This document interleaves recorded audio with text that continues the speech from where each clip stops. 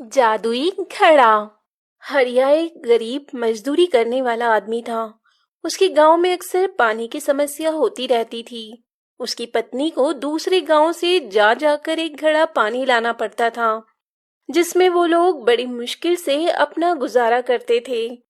ऐसे ही एक दोपहर हरिया खाना खाने घर आता है, तो उसी वक्त उसकी पत्नी रानी भी घर आती है और अपने हाथों से खाली मटका जमीन पर रखते हुए बोलती है, आज तो दूसरे गांव वालों ने भी अपने कुएं से पानी ले जाने से मना कर दिया जी।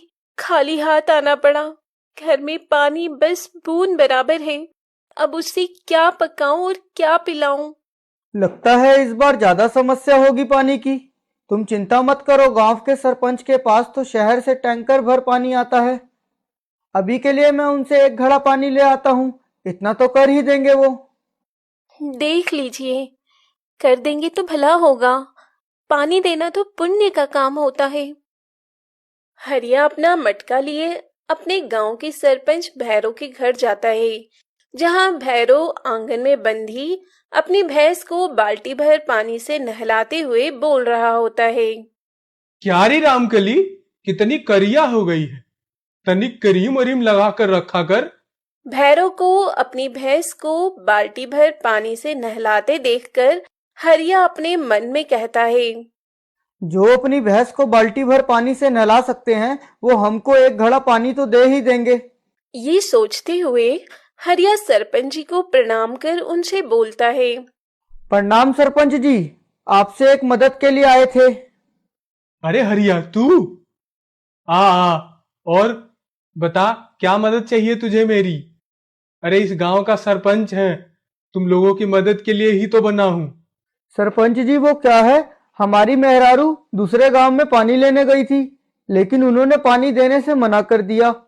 आपने गांव का कुआं तो वैसे भी सूखा है, इसलिए घर में अब पीने के लिए भी पानी नहीं है। अगर आप एक घड़ा पानी दे देते तो आपकी बहुत मेहरबानी हो जाती।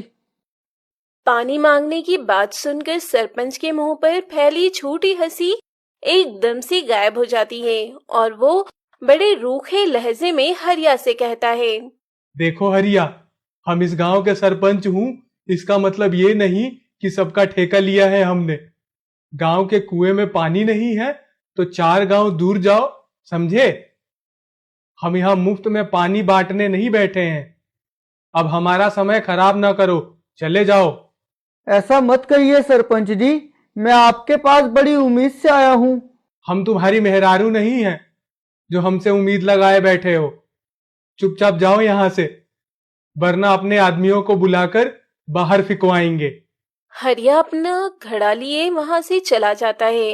अब बिना पानी लिए घर नहीं जा सकता था, इसलिए हरिया गांव के जंगल के रास्ते 2 गांव दूर पानी की तलाश में जाता है, जहां रास्ते में वो थक कर एक पेड़ के नीचे बैठकर बोलता है, चल चल के पैर दर्द हो गए और प्यास भी लगी है, लेकिन यहाँ पानी का एक बूंद नहीं है। ना जाने क्या होगा हमारा। हरिया पानी की प्यास से वहीं उस पेड़ के नीचे बेहोश हो जाता है। तभी वहां एक जादूगरनी प्रकट होती है और हरिया को बेहोश और उसके पास खाली घड़ा देखकर बोलती है, बेचारा गरीब, पानी की आस में बेहोश हो गया। मुझे इसकी मदद करनी होगी। जादूगरनी अपनी जादुई छड़ी घुमाती है और हरिया के पास रखा घड़ा एक पीतल के घड़े में बदल जाता है और उसमें ऊपर तक पानी भरा होता है।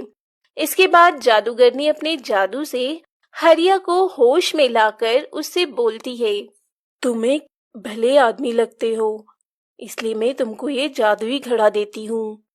इसका पानी कभी खत्म नहीं होगा। तुम इस पानी का इस्तेमाल अपने साथ साथ जरूरतमंदों की मदद के लिए भी करना। जरूर जादूगरनी, हमको पता है पानी की कीमत, इसलिए हम किसी को अपने घर से प्यासा और बिना पानी के लिए नहीं जाने देंगे। आपका बहुत बहुत शुक्रिया। हरिया वो जादुई घड़ा लेकर अपने घर आता है और अपनी पत्नी रानी को सब बता देता है। रानी खुश होती है कि अब उसे कभी पानी के लिए दूर गांव में नहीं जाना होगा।